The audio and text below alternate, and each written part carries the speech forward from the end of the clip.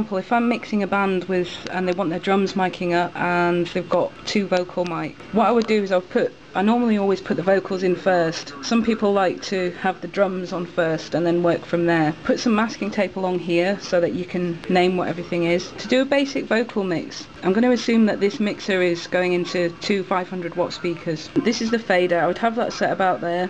I'd have my pan in the middle. I'd have the bass quite low, and I would experiment with the mids to get the right, turning it very gradually. And I'd have the high in the middle probably. And again, if that might need to come down or go up depending on the vocalist. This is the auxiliary send. Now we're going to assume that auxiliary 1 is for the main stage monitor, auxiliary 2 is for the drum monitor. So the drummer in an ideal world will have his or her own monitor. That determines how much of the vocal mix is going into their monitor.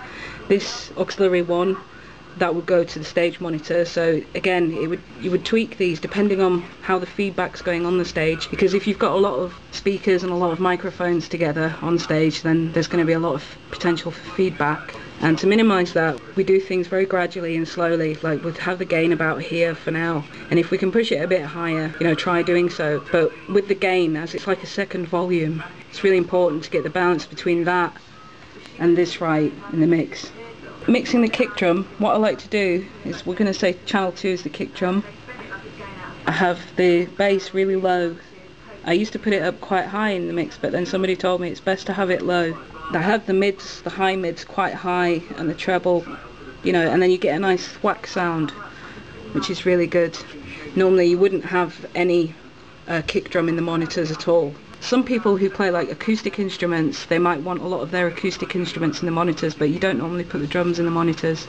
And then I would have the gain, again I'd have it set quite low, because the kick drum is very loud, so it doesn't need much volume really. And I would just experiment with the rest of the mix as well. Concludes my basic mixing lessons. Thanks for watching, bye.